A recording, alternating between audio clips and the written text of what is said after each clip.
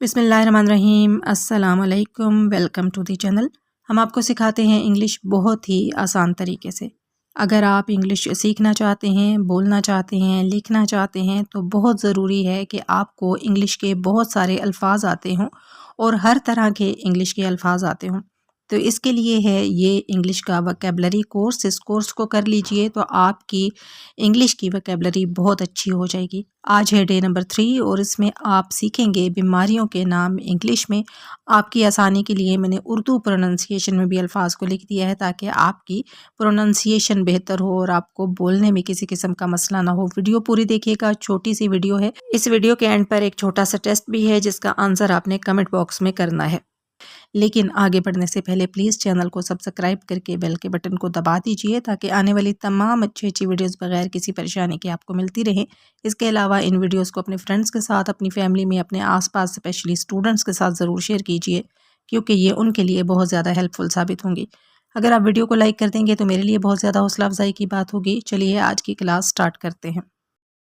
آج کی ویڈیو میں آپ سیکھیں گے مختلف بیماریوں کے نام انگلش میں۔ تو پہلی بیماری ہے ڈائبٹیز، شوگر جس کو اردو میں کہتے ہیں ذیابیطس بھی کہا جاتا ہے، تو انگلش میں اسے کہتے ہیں ڈائبٹیز۔ Diabetes, diabetes. کھانسی کو انگلش میں کہا جاتا ہے کاف، کاف، کاف۔ بخار کی انگلش ہے فیور، فیور، فیور۔ یرکان ایک بیماری ہوتی ہے، اسے انگلش میں کہا جاتا ہے جونڈس، جونڈس، جونڈس۔ قبض کو انگلش میں کہتے ہیں کانسٹیپیشن، کانسٹیپیشن، کانسٹیپیشن۔ دمہ کی بیماری کو انگلش میں کہا جاتا ہے ایزما، ایزما، ایزما۔ چہرے پر جو چھائیاں پڑ جاتی ہیں ان کو انگلش میں کہتے ہیں فریکلز، فریکلز، فریکلز۔ بدہضمی کو انگلش میں کہا جاتا ہے انڈیجسچن، انڈیجسچن، انڈیجسچن۔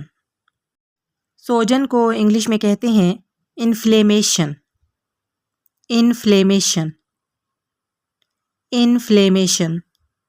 بے خوابی یعنی نیند نہ آنا ایک بیماری ہے اور اسے انگلش میں کہتے ہیں انسومنیا، انسومنیا، انسومنیا۔ فالج کو انگلش میں کہتے ہیں پیرالسس، پیرالسس، پیرالسس۔ نیمونیا ایک بیماری ہے جس میں بخار، کھانسی وغیرہ ہوتا ہے، اسے انگلش میں کہتے ہیں نیمونیا اور اردو میں بھی اسے نیمونیا ہی کہا جاتا ہے۔ Pneumonia, pneumonia, pneumonia. موچ آنے کو انگلش میں کہا جاتا ہے سپرین، سپرین، سپرین۔ ٹائیفائڈ بخار کی ایک قسم ہوتی ہے، اسے انگلش اور اردو دونوں زبانوں میں کہا جاتا ہے ٹائیفائڈ، ٹائیفائڈ، ٹائیفائڈ۔ ایک بیماری ہوتی ہے مرگی، اسے انگلش میں کہتے ہیں ایپلیپسی، ایپلیپسی، ایپلیپسی۔ طاعون کی بیماری کو انگلش میں کہا جاتا ہے پلیگ، پلیگ، پلیگ۔ زخموں میں سے، پھوڑوں پھنسیوں میں سے عام طور پر پیپ نکلنے لگ جاتی ہے، اسے انگلش میں کہا جاتا ہے پس، پس، پس۔ خسرہ ایک عام بیماری ہے، آپ ضرور اس کے بارے میں جانتے ہوں گے، اسے انگلش میں کہا جاتا ہے میزلز، میزلز، میزلز۔ ملیریا ایک عام بیماری ہے، اسے انگلش اور اردو دونوں زبانوں میں ملیریا ہی کہا جاتا ہے۔ Malaria, malaria, malaria. کنپیڑے بھی ایک بیماری کا نام ہے، اردو میں اسے کہتے ہیں کنپیڑے اور انگلش میں کہا جاتا ہے ممپس، ممپس، ممپس۔ لاک جا، جبڑے کا اکڑ جانا، لاک جا، لاک جا، لاک جا۔ جزام یا کوڑ ایک بہت ہی خطرناک بیماری ہے، انگلش میں اسے کہا جاتا ہے لیپرسی، لیپرسی، لیپرسی۔ خارش کو انگلش میں کہتے ہیں ایچنگ، ایچنگ، ایچنگ۔ جوڑوں کے درد کو انگلش میں کہا جاتا ہے گاؤٹ، گاؤٹ، گاؤٹ۔ چیچک کو انگلش میں کہا جاتا ہے اسمال پاکس، اسمال پاکس، اسمال پاکس۔ تپے دیکھ جسے ٹی بی بھی کہا جاتا ہے، اس کو انگلش میں کہتے ہیں ٹیوبرکیولوسس، ٹیوبرکیولوسس، ٹیوبرکیولوسس۔ بواسیر کو انگلش میں کہتے ہیں پائلز، پائلز، پائلز۔ گنجا پن کو انگلش میں کہا جاتا ہے بالڈنس، بالڈنس، بالڈنس۔ خون بہنا، بلیڈنگ، بلیڈنگ، بلیڈنگ۔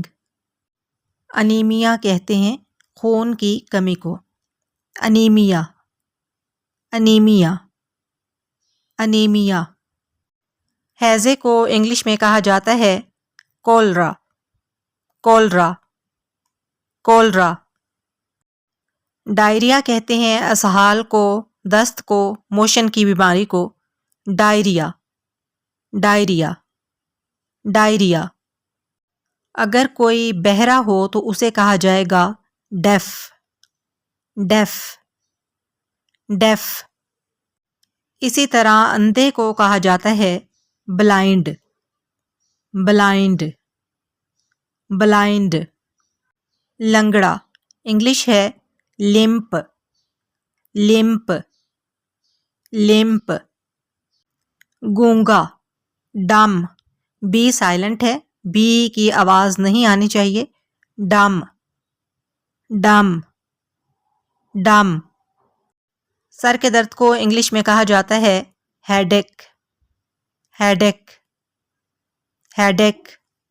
پیٹ کے درد کو انگلش میں کہا جاتا ہے اسٹمک ایک، اسٹمک ایک، اسٹمک ایک۔ دانت میں درد ہو تو انگلش میں کہیں گے ٹوتھ ایک، ٹوتھ ایک، ٹوتھ ایک۔ کمر درد کو انگلش میں کہا جاتا ہے back pen, back pen, back pen. اب آپ کے لیے ہے ایک چھوٹا سا ٹیسٹ، کمنٹ باکس میں آپ نے مجھے یہ بتانا ہے کہ سر درد کو انگلش میں کیا کہتے ہیں، اس کے علاوہ بخار کی انگلش کیا ہے۔ انگلش سیکھنے کے حوالے سے اگر آپ کے پاس کوئی تجاویز ہیں تو پلیز کمنٹ باکس میں ضرور شیئر کیجیے گا، ہم آپ کی رائے کا ہمیشہ بہت احترام کرتے ہیں۔ اگلی ویڈیو کے ساتھ حاضر ہوں گے انشاءاللہ تعالیٰ، فی امان اللہ۔